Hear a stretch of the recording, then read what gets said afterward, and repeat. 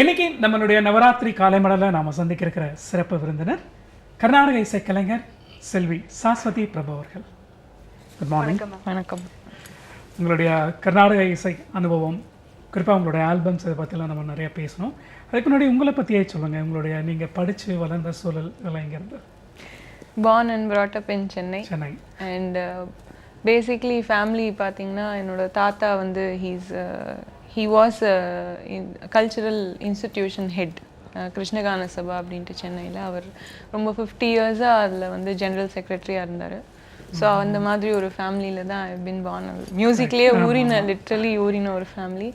Now after his demise, my father Prabhu, Sri Prabhu, he's continuing the general secretaryship. So it's continuing into the tradition. But உங்களோட அந்த மியூசிக்கோட interest யார் fine பண்ணோம் வீட்டில் உங்களுக்கு இதில் groom பண்ணணும் அப்படின்னு? Both my parents, I think my parents and my grandparents, அவங்க 4 பேருமே solely responsible for this. Because சின்ன வயசுலேருந்தே எனக்கு தெரிஞ்ச மியூசிக்கில் ரொம்ப இன்ட்ரெஸ்ட் இருந்தது எனக்கு.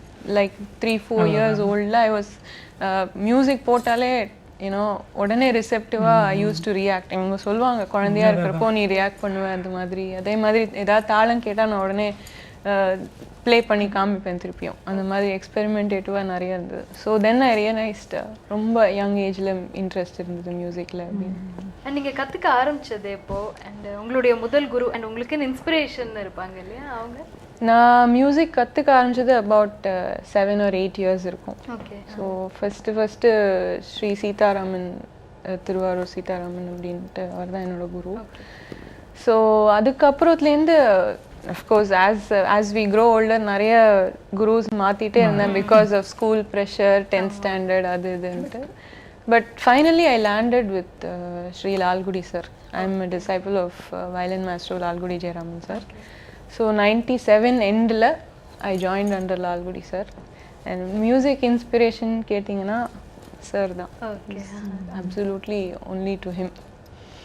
97 அவர் கூட போனீங்க. பொதுவாகவே இப்படி அடிக்கடி நிறைய ஜென்ரலாக கேட்குறேன், இந்த குருஸ் அடிக்கடி மாற்றும் போது நீங்கள் கற்றுக்கிற விதத்தில் ஏதாவது மாற்றம் வருமா? ஏன்னா ஒவ்வொருத்தரும் ஒவ்வொரு ஸ்டைல்ஸில் சொல்லுவாங்க. ஆக்சுவலி ரொம்ப கரெக்ட் நீங்கள் சொல்கிறது. பிகாஸ் ஒருத்தர் ஒரு பாடாந்தரம் அப்படின்னு ஒன்று வச்சுருப்பாங்க. Style of singing, style of understanding music எல்லாமே வந்து டேக்ஸ் அ சேஞ்ச் ஒரு டிரான்ஸ்ஃபர்மேஷன். ஸோ ஒரு குருட்டேருந்து ஒரு ஆஸ்பெக்ட் கற்றுண்டோம் அப்படிங்கிற ஒரு ஃபீலிங் வரும் if we understand it the right way. இப்போ மேஜராக யாரோட இது உங்களுக்கு அதிகமாக இருக்கும்? இப்போ நீங்களே இப்போ பல இடங்களை இப்போ கற்றுருந்தாங்க கூட, இப்போ நீங்கள் கடைசியாக கற்றுக்கிற இடம் தானா இல்லை இப்படி? அது கடைசியாக கற்றுக்கிற இடம் லால்குடி சாரோட மியூசிக் தான் ஃபுல் அண்ட் ஃபுல் எனக்கு இம்பேக்ட் பண்ணியிருக்கு. இது ரீசன் என்னென்னா, நான் யோசிச்சு பார்க்குறப்போ ஐ ரியலைஸ் தட் சின்ன வயசுலேயே when I was in my mother's womb mostly, நான் வந்து ஃபுல்லாகவே லால்குடி சார் மியூசிக் தான் கேட்டு வளர்ந்துருக்கேன். ஃபேமிலி ஃபுல்லாகவே. பிகாஸ் அப்பா தாத்தா எல்லாருமே very big fans of Lalgudi sir. And we had a very beautiful relationship with their family also. So எனக்கு சின்ன வயசுலேருந்து லால்குடி சார் மியூசிக் கேட்டதுனால every time I listen to his music in some concert I was able to identify ரொம்ப early childhood experiences. So இன்னி வரைக்கும் அவரோட style of music தான் it stays within me. So எந்த மியூசிக் கேட்டாலும் I'll be able to relate it to Lalgudi sir's music. So இப்போ நீங்கள் நிறையா கச்சேரிகள் பண்ணிட்டு வந்துருக்கு. இப்போ ரீசெண்டாக நீங்கள் பண்ணதுன்னா அந்த கீதம் மதுரம் இல்லைங்களா? அதில் இந்த மியூசிக்கோட அன்பிளக்டுங்கிறது ரொம்ப முக்கியமாக இருக்கு இல்லைங்களா? அது அந்த ஐடியா பற்றி சொல்லுங்களேன். ஆக்சுவலி இப்போ பண்ண இந்த Geetha Madhuram very very unique concert. One is it's a group presentation with all the other contemporary artists of our age group. And ரெண்டாவது மோஸ்ட் யூனிக் கான்செப்ட் வந்து நீங்கள் சொன்ன மாதிரி அந்த அன்பிளக்ட் வெர்ஷன் அப்படின்னு. கர்நாடிக் மியூசிக்கில் அன்பிளக்டுன்னு கொண்டு வரது வந்து it's very very unique. It's the first time this has happened. The reason என்னென்னா வந்து for many generations to come Carnatic music has been existing. But அடுத்த ஜெனரேஷன்ஸ்க்கும் அவங்களுக்கும் ரீச் ஆகணும், யங்ஸ்டர்ஸ்க்கும் ரீச் ஆகணும். It should continue its format and ட்ரெடிஷன்னா கொஞ்சம் ப்ரெசன்டேஷனை வந்து ஸ்லைட்டாக மாடிஃபை பண்ணி எக்ஸ்பெரிமெண்ட் பண்ணி கொடுக்கலாமே அப்படின்னு ஒரு அட்டெம்ப்ட். அது அன்பிளக்டுன்னு கேட்டால் it sounds very away from the tradition. But ஆக்சுவலாக அப்படி கிடையாது. எப்படின்னா unplugged in the sense that you introduce some different instrument, அதாவது கீபோர்ட் மாதிரி, வேற அந்த கார்ட் பேக்கிங்கோட கர்நாடிக் மியூசிக் வித் கார்ட்ஸ் ஓட பேக்கிங் கொடுத்தா it gives a very different flavour. ஒரு ஃபியூஷன் மாதிரி ஒரு ஃப்ளேவர், அன்பிளக்ட் மாதிரி ஒரு ஃப்ளேவர் கொடுக்கும். அட் த சேம் டைம் எது ரொம்ப நாங்கள் கேர்ஃபுல்லாக இருந்தோம்னா, இந்த கர்நாடிக் மியூசிக்குன்னு சில ட்ரெடிஷ்னல் பவுண்ட்ரிஸ் இருக்கு, சில கிராமர் இருக்கு, அதை எந்த விதத்துலையும் டைல்யூட் பண்ணக்கூடாது அப்படின்னு ரொம்ப கேர்ஃபுல்லாக we blended both very well. It was a very sincere attempt. அதாவது எம்எஸ் அம்மாவோட சாங்ஸ் எல்லாம் டச் பண்ணுறதுக்கே வந்து நிறைய பேருக்கு யூனோ ஒரு ஹெசிடேஷன் இருக்கும், பயம் இருக்கும். Because she has contributed so much for the Karnataka முழுக்க அவங்களுடைய பாடல்கள் எடுத்து full and full அவங்களோட சாங்ஸ் எடுத்து நாங்க ஒரு ட்ரிபியூட் மாதிரி அவங்களுக்கே திருப்பி கொடுத்தோம் on her 95th birthday. So அந்த விதத்துல ரொம்ப யூனிக்கா இருந்த இந்த ப்ரோக்ராம். இது வந்து செப்டம்பர் 16th அவங்களோட பர்த்டேட் ஆனிவர்சரி அன்னைக்கு பண்ணினோம். சென்னையில கிருஷ்ணகான சபால பண்ணினோம் இந்த ப்ரோக்ராம். எப்படி இருந்தது அந்த நீங்க இந்த ஐடியாக்கு ரெஸ்பான்ஸ் audience கிட்ட? Actually it was very warmly welcomed program because I think it became a big hit because we did not dilute the essence. And the essence வந்து நாங்க dilute பண்ணாம traditional boundaries குள்ளேயும் வெச்சிருந்தோம்.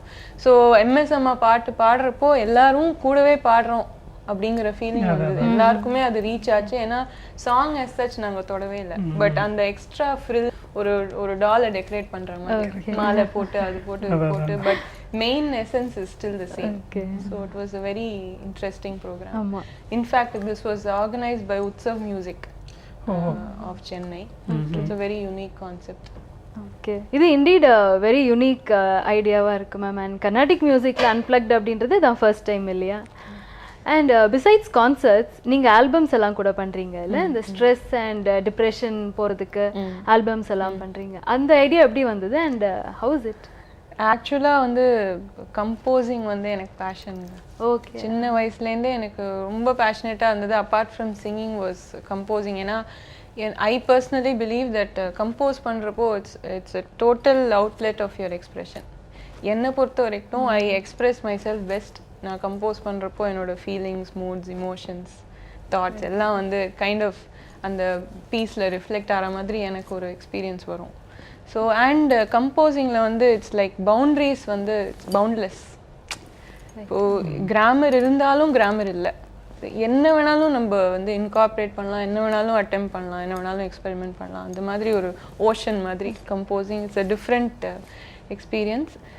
எனக்கு தெரிஞ்சு நான் I started composing when I was about 13 years old இருக்கிறப்போ Bharat Bala sir வந்து எங்கள் school Padma சேஷாத்ரியில் நான் படிச்சுட்டு இருந்தேன். ஸோ அப்போது மிஸ்ஸஸ் YGP அவர் காண்டாக்ட் பண்ணி இந்த மாதிரி 2 minute ஆட் ஃபிலிம் ஒன்று பண்ண சொன்னார், வந்தே மாத்திரம் அப்படின்றதுக்கு. அப்போ தான் 50 years ஆஃப் இண்டிபெண்டன்ஸ் கிடச்சிது நம்ம இந்தியா. அது செலிப்ரேஷன் டைம் அது.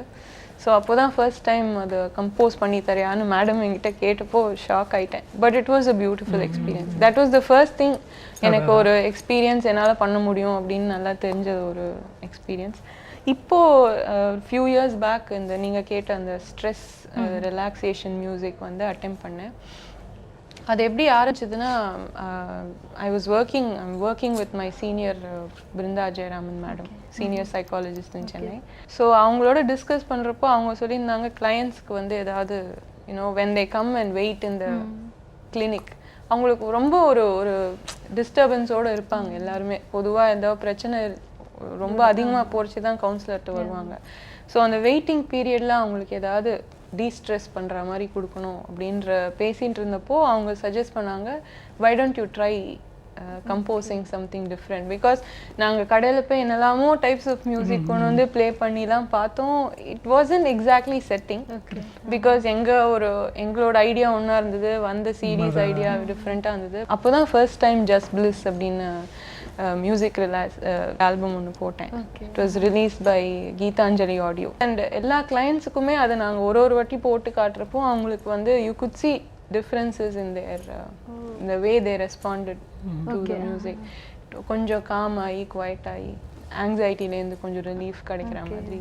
It was a good experience. உங்களுக்கு இந்த ராகாஸ் பற்றின நாலேஜ் இருக்கிறதுனால it must have been easier இல்லையா? எந்த ராகா காம் டவுன் பண்ணும் அப்படின்ட்டு.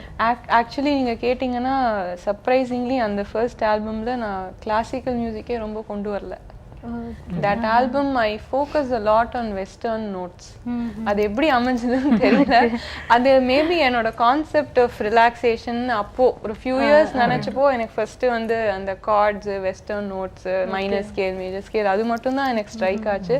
பட் இப்போ யோசிச்சு பார்க்குறப்போ ரீசெண்டாக இன்னொரு ஆல்பம் ரிலீஸ் பண்ணேன், அதில் வந்து brought in classical music concepts. So ரெண்டுமே ஓஷன் தான். This is another style, that's another style. So சாஸ்வதி, இப்போ நம்ம இந்த நவராத்திரி காலை மலர்ல இருக்கிறனால இந்த டைம் இப்போ எங்களுக்காக என்ன பாட்டு பாட போறீங்க?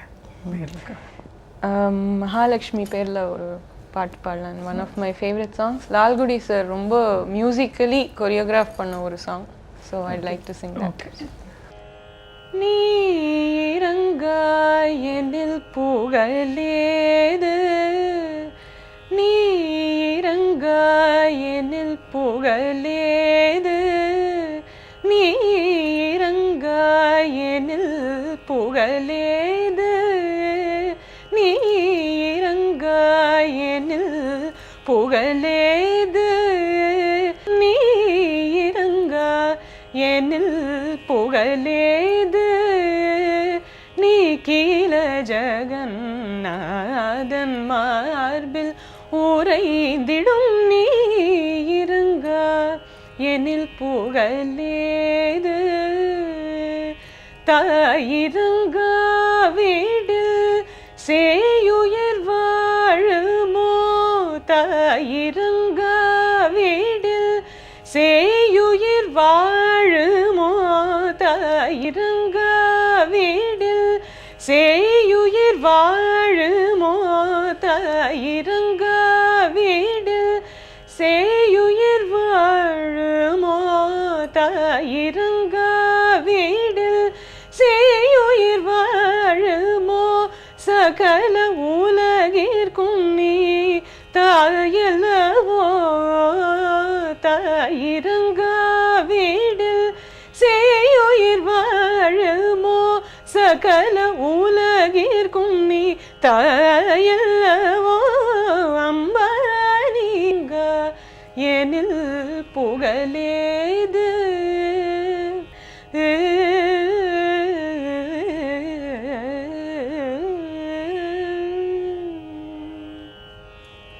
ரொம்ப ரொம்ப சிறப்பாக இருந்ததுங்க. நல்லா இருக்கு பாடல். ஸோ இந்த மாதிரி பாடல்களை எப்படி நீங்கள் செலக்ட் பண்ணிக்கிறீங்க உங்களுடைய கச்சேரிகளுக்கு? ஆக்சுவலாக வந்து இந்த சாங் ரொம்ப கொஞ்சம் ஒரு unique piece. Because Lalgudi sir வந்து அவரோட பாடாந்திரம் பார்த்தீங்கன்னா எல்லாமே லிரிக்ஸ்க்கு ரொம்ப இம்பார்ட்டன்ஸ் இருக்கும் கொடுப்பாங்க.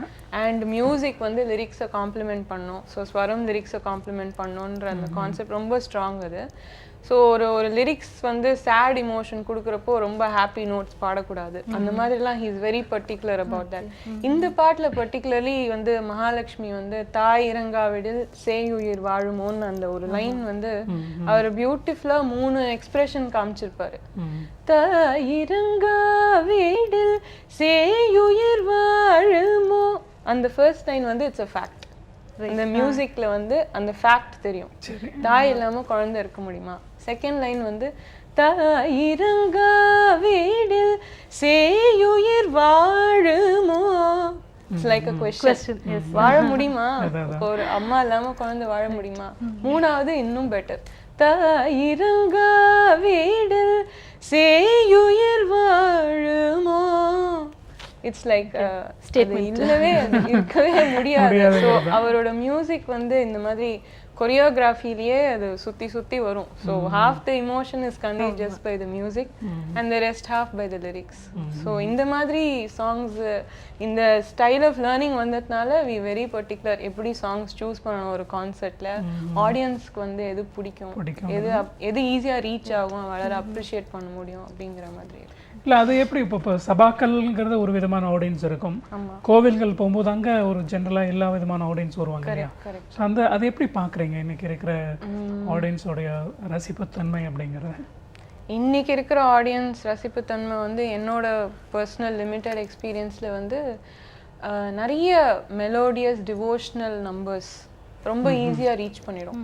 பாப்புலர் நம்பர்ஸ் ஆல்சோ கர்நாடிக் மியூசிக்கில் 2 சைடும் இருக்குது. ரொம்ப ஹெவி கிளாசிக்கல் நம்பர்ஸும் இருக்குது, ரொம்ப பாப்புலர் செமி கிளாசிக்கல் டிவோஷனல் நம்பர்ஸும் இருக்குது.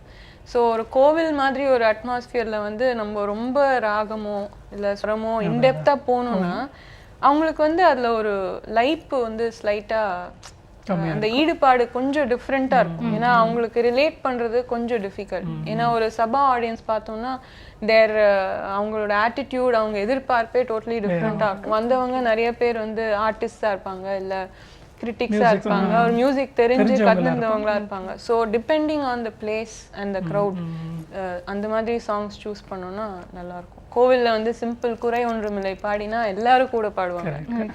ஸோ ஒரு சபா கச்சேரியில் ஒரு ஹெவி தியாகராஜ கீர்த்தனையோ தீக்ஷித கீர்த்தனையோ இருந்தால் இட்ஸ் வெரி அப்பீலிங். உங்களுடைய இசை அனுபவங்கள், குறிப்பாக ஒரு சின்ன வயசுலேயே இசை அப்படிங்கிறது எப்படி அறிமுகமாச்சு, தொடர்ந்து நீங்கள் கற்றுக்கிட்ட விதங்கள், உங்களுடைய கச்சேரிகள் எப்படி பிளான் பண்ணுறீங்க உட்பட நிறைய விஷயம் நம்ம பேசுகிறோம். ஒரு சின்ன இடைவேளைக்கு அப்புறம் தொடர்ந்து பேசலாங்க.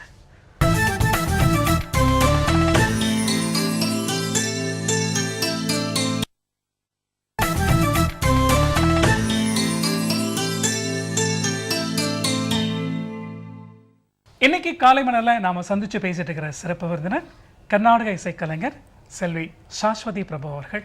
பொதுவாகவே அவங்களுடைய கச்சேரிகள், குறிப்பாக அவங்களுடைய ஆல்பம்ஸ் எல்லாம் எப்படி அவங்க கம்போஸ் பண்ணுறாங்க, அந்த மாதிரியெல்லாம் விஷயங்கள் நிறைய சொல்கிறாங்க. தொடர்ந்து கேட்கலாம்.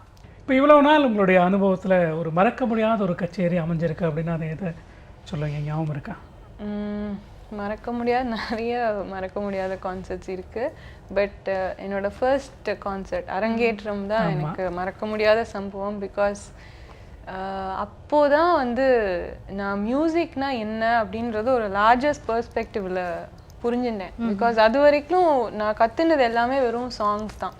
லால்குடி சர்ட்ட ஜாயின் பண்ணி ஒரு 1.5 இயர்ஸ்லேயே ஆல்மோஸ்ட் ஐ டிட் மை அரங்கேற்றம்.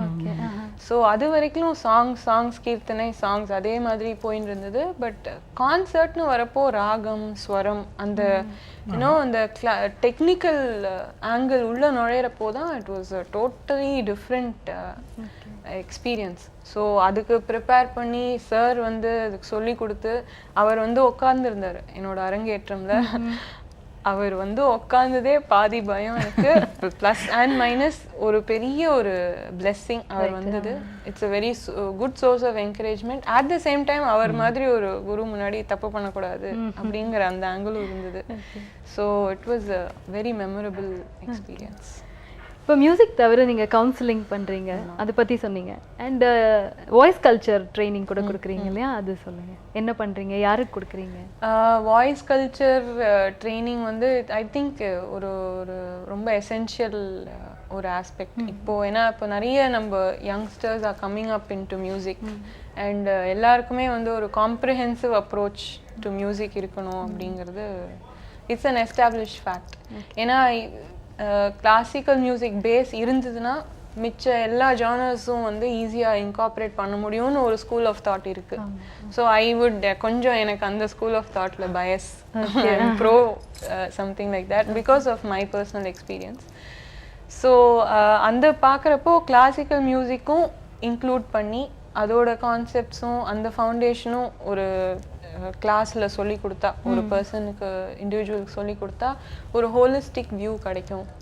இந்த வாய்ஸ் கல்ச்சர் வந்து கர்நாடிக் மியூசிக் பாடுறதுக்கு மட்டும் இல்லை, பட் ஜென்ரலி இப்போ ஒரு ஃபிலிம் மியூசிக் எடுத்துட்டா கூட, ஒரு சினிமா பாட்டு எடுத்துட்டா கூட அது எந்த விதத்துலையும் கம்மி கிடையாது. பிகாஸ் அதுலேயும் வந்து original creativity, original composition, original notation எல்லாமே it's a beautiful work of an artist. So அதில் வந்து எப்படி வாய்ஸை மாற்றி கொடுக்கணும், ஃபிலிம் மியூசிக் பாடுறப்போ எப்படி வாய்ஸை சேஞ்ச் பண்ணணும், எப்படி வந்து நுவான்சஸ் கொடுக்கணும், திக் அண்ட் தின்னு சொல்லுவோம். ஸோ கர்நாடிக் மியூசிக் பாடுறச்சே என்ன மாதிரி வாய்ஸை யூட்டிலைஸ் பண்ணணும். ஸோ இந்த kind of contrast at the same time balance இது கொண்டு வரது தான் this what I am attempting in a very small way.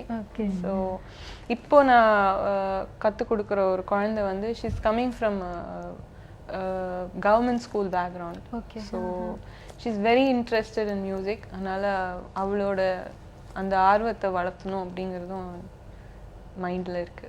she's also very receptive. இல்லை இப்போ நீங்கள் ட்ரெயின் பண்ணுறது ஒன்லி ஃபார் வாய்ஸ் கல்ச்சர் மட்டுமா இல்லை மியூசிக்கும் சொல்லி தரீங்களா? Music also, both voice culture and music ரெண்டும் சைட் பை சைட் கொண்டு போகிற மாதிரி. ஏன்னா வாய்ஸ் கல்ச்சர் மட்டும் நம்ம டீல் பண்ணோம்னா அது மியூசிக் வச்சு தான் பண்ண முடியும். அதான் கேட்டேன். ஏன்னா எந்த மியூசிக் எடுக்கிறோம் அப்படிங்கிறதும் நம்ம பார்க்கணும். ஸோ ஒரு நிமிஷம் ஒரு பக்கம் ஃபிலிம் மியூசிக் எடுத்தாலும் இன்னொரு பக்கம் வந்து கிளாசிக்கல் மியூசிக்கும். ஏன்னா பேசிஸ் வந்து சரிகம பதனி சரியா வந்ததுன்னா எந்த பாட்டில் எந்த கார்டில் ஆரம்பிச்சிருக்காங்கன்னு நம்ம ஈஸியாக கண்டுபிடிச்சிருக்கோம். ஓகே. ஸோ அந்த ஒரு சைமல்டேனியஸ் பாத்வே ரெண்டும் எஸ்டாப்ளிஷ் ஆயிடுச்சுன்னா ஈஸியாக இருக்கும் அப்படின்னு. எவ்வளோ நாளாக கிளாஸ் எடுக்கிறீங்க? இப்போ ஒரு 2 months எடுத்திருக்கேன். Just started. Hope that I am able to continue the journey. Okay, you will. And you're a drummer also. Actually, I'm a drummer also. I did this. I had an experience of voice training. Or a few years முன்னாடி ஒரு program reality show பண்ணிருந்தேன். அதுல வந்த inspiration தான் இன்னைக்கு நான் I'm continuing that. So அது ரொம்ப நல்ல எக்ஸ்பீரியன்ஸா இருந்தது. சரஸ்வதி, நீங்க அந்த கவுன்சிலிங் பண்றீங்க இல்லையா, எப்படி மியூசிக் கவுன்சிலிங் அப்படிங்கறதால பேலன்ஸ் பண்ணிக்கிறீங்க? அதுக்கான டைம் எப்படி நீங்க பிளான் பண்ணிக்கிறீங்க அந்த விஷயங்கள? ஜக்லிங் பிட்வீன் 2 தான். மார்னிங்ஸ் வந்து usually I spend for music. Okay. So ஏன்னா ஃப்ரெஷ்ஷாக மைண்ட் இருக்கிறப்போ creativity is better at that. எனக்கு பொறுத்த வரைக்கும் it's like that. So afternoons வந்து I set aside for my clients. So basically என்ன நான் புரிஞ்சுட்டேன்னா வந்து counselling, psychology, human behaviour and music நிறைய கனெக்ஷன் இருக்குது. ஏன்னா music can influence the mood, it can influence the emotion. So அந்த ஆங்கிள்லேருந்து ஒர்க் பண்ணுறப்போ இட்ஸ் வெரி டிஃப்ரெண்ட். யாருக்கெல்லாம் உங்களுடைய கவுன்சிலிங் கொடுத்துட்ருக்கீங்க?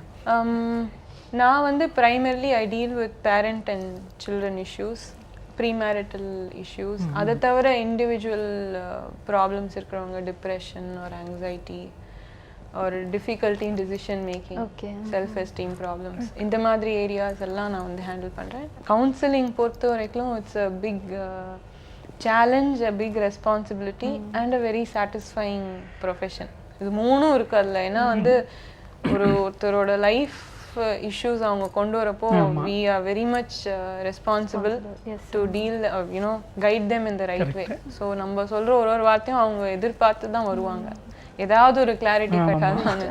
ஸோ அப்போ வந்து best to leave yourself in the hands of the divine. ஒரு இன்ஸ்ட்ருமெண்ட்டாக நம்ம இருந்துட்டோம்னா இட் வில் பி குட் அப்படிங்கிறது என்னோட ஃபீலிங். அதோட உங்களோட ஃபேமிலியில் எப்படி சப்போர்ட் இருக்குது? உங்களோட இந்த கவுன்சிலிங், மியூசிக் அப்படிங்கிறதெல்லாம் எப்படி பேக்கிங் பண்ணுறாங்க? முழுக்க ஃபேமிலியோட சப்போர்ட் நிறைய இருக்குது. என்னோட parents, my brother, sister, all of them, and the presence of some very blessed people in my life. அவங்களோட ஒரு எந்தூசியாசம், அவங்களோட மோட்டிவேஷன் அன்னிலேருந்து இன்னி வரைக்கும் குறையல அவங்களுக்கு. எனக்கு டவுன் ஆனால் அவங்க தான் புஷ் பண்ணி விடுவாங்க. ஸோ ரொம்ப வெரி மோட்டிவேட்டிங் ஃபேமிலி. ஸோ அவங்களோட சப்போர்ட் என்றைக்குமே இருக்குது. இன்ஃபேக்ட் நான் நிறைய அச்சீவ் பண்ணியிருக்கிறது is because of their backing. உங்களோட ஆல்பம்ஸ் பற்றி நம்ம முன்னாடி பேசிகிட்டு இருந்தோம். நீங்கள் கம்போஸ் பண்ணுற பாடல்கள்லாம் நம்ம பேசினோம். இப்போ என்ன புதுசாக ஒர்க் பண்ணிட்டு இருக்கீங்க? இப்போது ஒரு நெக்ஸ்ட் ஆல்பம் வந்து நான் குழந்தைகளுக்கு தாலாட்டு பாட்டு போடலாம் அப்படின்ற ஒரு ஐடியாவில் இருக்கேன். ஏன்னா it's something which is very well received by a lot of people. So அது பேஸ் ஒர்க் பண்ணியிருக்கேன். பட் யூஸ்வலி என்னோட ஆல்பம்ஸ் பார்த்தீங்கன்னா வந்து எல்லாமே கொஞ்சம் கிளாசிக்கல் மியூசிக் பேஸ் நிறைய ஸ்ட்ராங்காகவே இருக்கும். ஃபர்ஸ்ட் ஆல்பம் கூட பாம்பே ஜெயஸ்ரீ, கார்த்திக் அவங்கெல்லாம் அதில் பாடியிருக்காங்க, which is made it very even more better. So அதில் வந்து ஒரு I had done about 12 songs in that. All 12 songs had 12 ragams. So in fact mystic ஜேர்னின்னு இன்னொரு ஆல்பம் வந்து அதில் வந்து லிரிக்ஸே கிடையாது, ஒன்லி ஸ்வரம் அண்ட் ராகம். இட்ஸ் இன்ஃபேக்ட் அண்ட் கொஞ்சம் எஜுகேட்டிவ் டைப் ஆஃப் சிடி அப்படின்னு சொல்லலாம். ஏன்னா ஒரு லே பர்சனுக்கு கர்நாடிக் மியூசிக் இன்டெப்டாக தெரியலனாலும் இந்த ஆல்பமில் இருக்கிற சில கம்போசிஷன்ஸ் கேட்குறப்போ அந்த ஆல்பமோட ஸ்கேல் வந்து ஈஸியாக புரியும். ஸோ எது வந்து இம்பார்ட்டண்ட் நோட்ஸ் அப்படிங்கிற மாதிரி புரிகிற மாதிரி. ஏன்னா இது வந்து அகெயின் லால்குடி சாரோட ஒரு டீச்சிங். ஏன்னா அவர் சொல்லுவார், ஒரு ராகம் நீ பாடுற ஸ்டேஜ்லனா அந்த ஃபர்ஸ்ட் 2 lines தான் அது என்ன ராகம்னு தெரியணும், கன்ஃபியூஷன் வரக்கூடாது. ஸோ ஒரு ராகத்துக்கும் ஒரு ஜீவஸ்வரம் அப்படின்னு ஒன்று இருக்கு.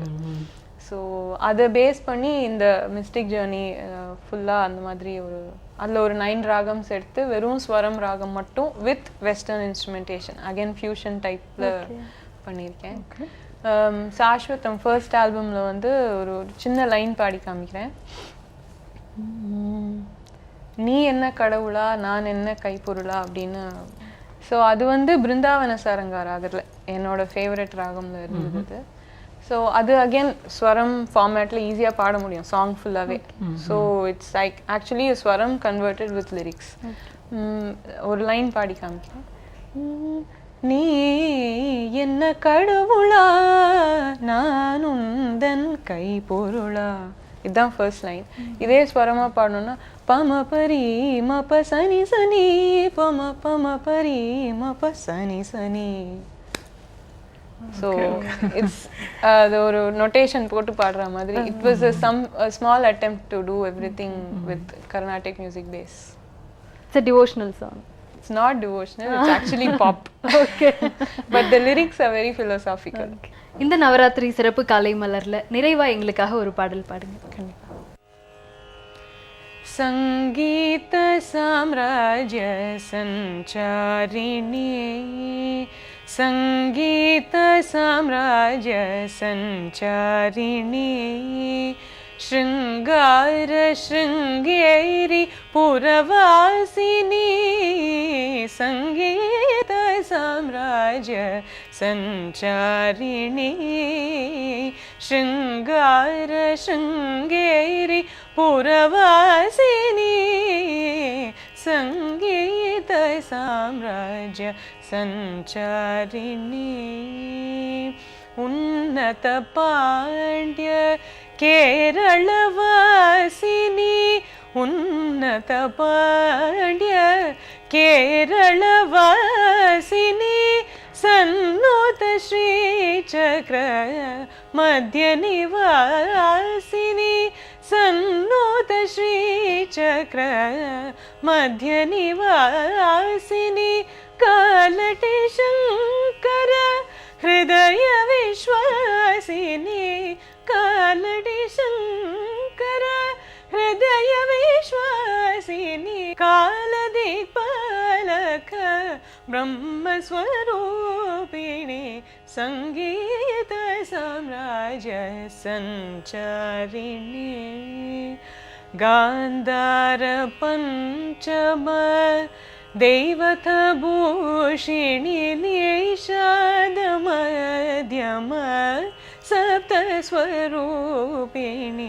गान्धार पंचम दैवतभूषिणी, निषाद मध्यम सप्तस्वरूपिणी, मन्दार कुसुम मणिमय तेजो, मन्दार कुसुम मणिमय तेजो, माधुर्य मोहन कल्याणी स्वरूपिणी, सनिध सट्टिग रिग सरिग पमग पद पद ग पद दरि गरि सनि दरि सरि सनि द गद पद पमग सनि द पमगरि पमगरि ग पद पमग पद सनि द पद सनि दरि रे द सरि ग सरि ग दरि सनि द पद सरि गरि सनि द पमगरि, संगीत साम्राज्य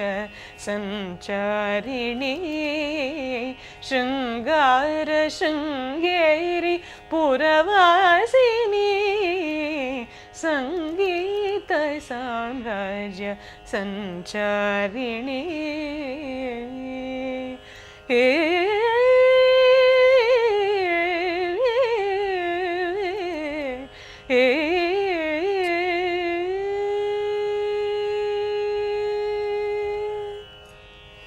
ரொம்ப ரொம்ப சிறப்பாக இருந்தது எங்களோட பாடல். குறிப்பாக இந்த நவராத்திரி டைமில் எங்களுடைய அந்த சிறப்பு காலை மலரில் உங்களுடைய இசை சார்ந்த அனுபவங்களும் எங்களோட பார்த்துருக்கீங்க. எங்களோட நிகழ்ச்சிக்கு வந்து சிறப்பிச்சதுக்கு உங்களுக்கு எங்களுடைய நன்றி. ரொம்ப ரொம்ப நன்றி டு ஜெயா டிவி இந்த மாதிரி ஒரு நல்ல ஆப்பர்ச்சுனிட்டி கொடுத்தது. வணக்கம். தேங்க்யூ.